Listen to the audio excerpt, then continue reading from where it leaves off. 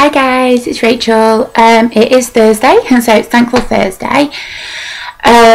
This week we're going to be looking at loss of support within our care team, within perhaps what could be your family support network, any kind of network or support that's provided you with a degree of stability and continuity, and having that either taken from you or you running out of sessions with something, or you maybe, I'm going to think about like even things like leaving hospital, a best friend moving away, your family not being able to provide the same support that they have.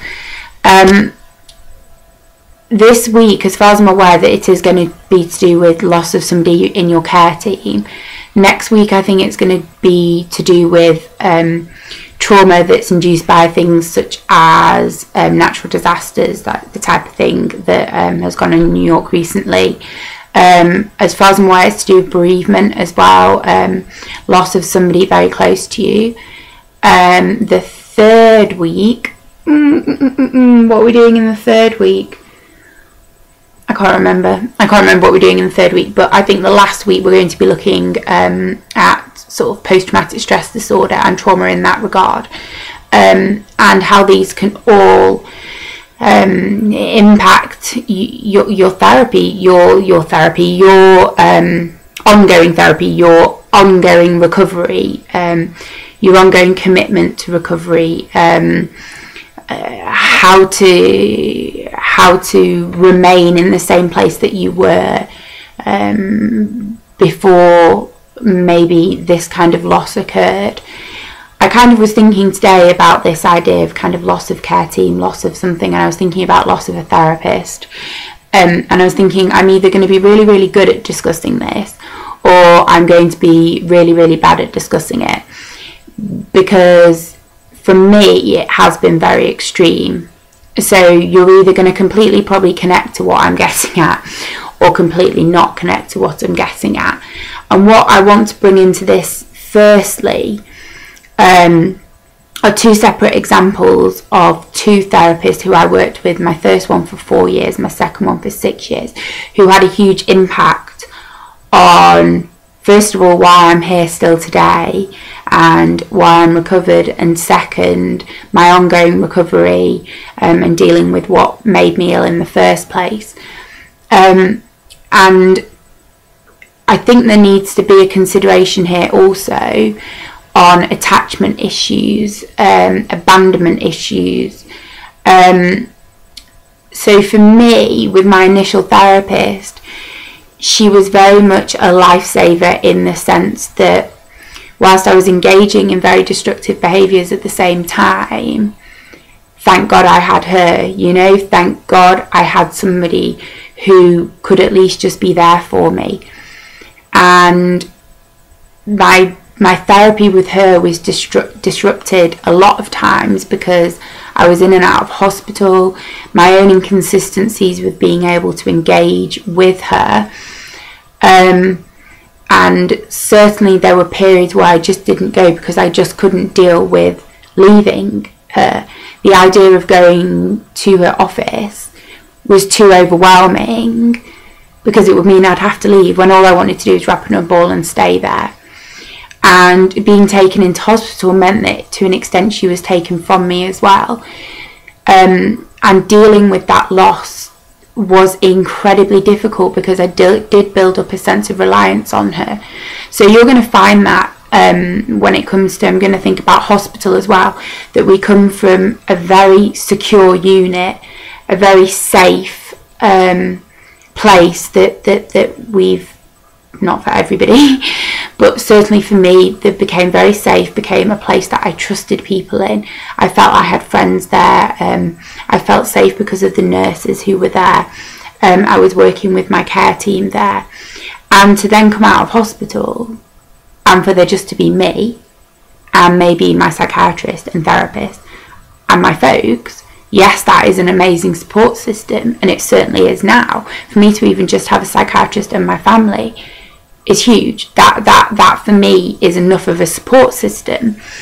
And yet when I was in that place, when I was working with my first therapist, that wasn't enough. A session every week with her wasn't enough, and that in itself caused distress, because I felt like something had been taken from me as well. That safety, that security had been taken from me. And this can also happen, obviously, as a day patient, outpatient, that you begin work with a therapist and perhaps a nutritionist within eating disorders, and then those sessions stop, and you have to take a huge degree of responsibility for yourself at that point. And I'm not saying you're not taking responsibility for yourself either before those appointments or during those appointments, but it's something that's left there for you. And I think that the difficulty comes with that reliance. I think it's perfectly normal. I think it's completely normal to make an attachment to somebody who's supporting you, because they are connecting to something within you. They are giving you something. They are giving you their heart in many ways, because they're giving you their support, they're giving you their love. And for that to then finish can leave you feeling very alone, very kind of empty. And a lot of therapists do sort of step down sessions, so you will know at what point the therapy is going to end, and it will be a kind of step down like this. But that doesn't always happen, and sometimes resources run out.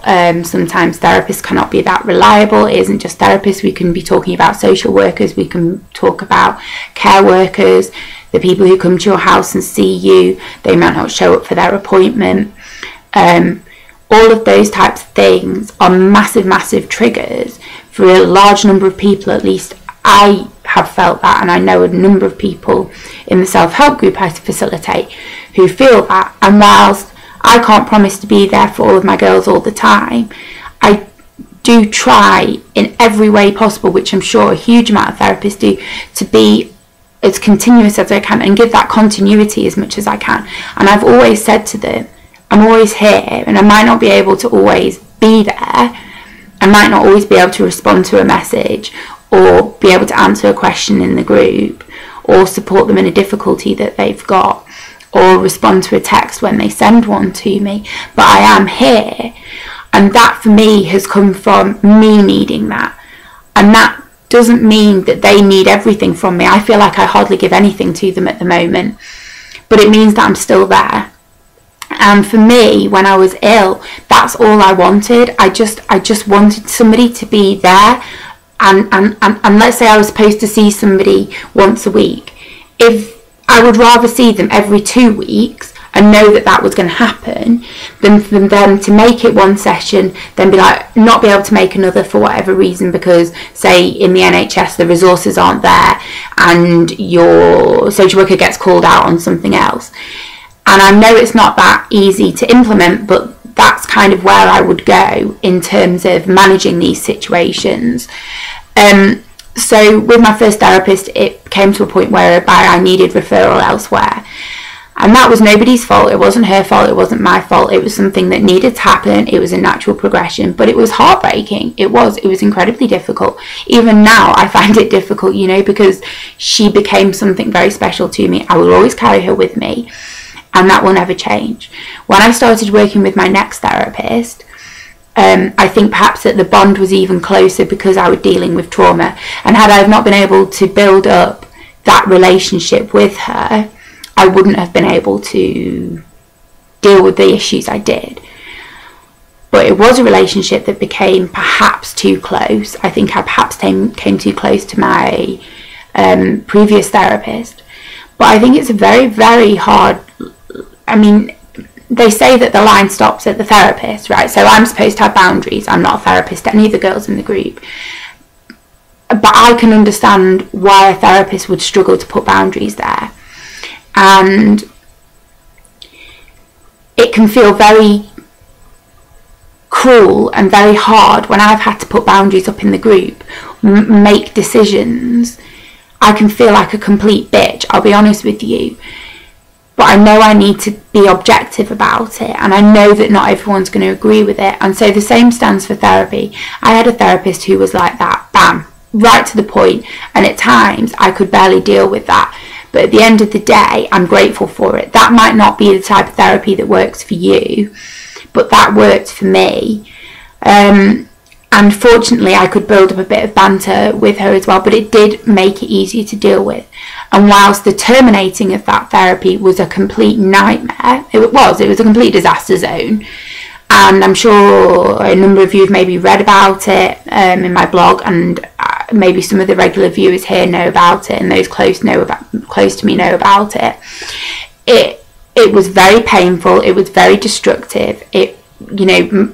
My attachment issues were magnified beyond all belief. I hate using the word abandoned, but I just felt it just killed me. It literally killed me. And yet, in life, we're going to have people who come into our lives, and we're going to have people who go in our lives. And losing somebody like a therapist, a psychiatrist, a caseworker, a best friend who's maybe the one who's been there for you all the time. I know that that's one I've really struggled with at times, is sort of my best friend moving away. All of these things are going to happen to us, but what we've got to know is that we have to be patient with ourselves, because these things are going to happen throughout life. But what I do strongly believe, as somebody hopefully going into the field, is that as a therapist you need to give continuity. That to me is the biggest thing. You don't even really need to be a good therapist. Okay, you can do, but if you're somebody at the point that a person needs just somebody to be there, the best thing you can do for them is be there. And that's what I try to give my girls. I just try to be there. And with my first therapist, she was just there. She was just there. And with my previous therapist now, she was always there for me, no matter what. And just the knowing that somebody's there for you gives you that security. And so when that is taken from you, please be patient with yourself. You're human. It's going to hurt. It's going to really, really hurt. And it's a really difficult step. Like coming out of hospitals and leaving all the nurses and the people you've met and all the rest of it. But you have to be patient with yourself, and you also have to understand that it's another step. It's the next step. And that's what this is about. This is about what moving forward is. And it's about carrying that person with you right here, carrying them. What would say to me now? What would X person say to me? How would this person deal with this? What would this person say to me? And to carry all of that work you've done, all of the work you maybe did in hospital, all of the talks you had with your friend, what would they say to me? And that's what I want you to take from today's videos. I want you to take that reassurance for yourself, that patience for yourself, and take that voice with you that says, it's okay, I'm carrying that person with me, and I'm going to carry the good that came from that. And there might have been a lot of bad, which there was for me, but I'm going to hold on to the positive, because holding on to that negative is not going to move you. It's just going to keep you stuck. To hold on to all the positive and all the experiences you've had with a person, with a group of people, or what have you. Alright guys, I hope I made some sense, and I'll see you next week. Okay, bye.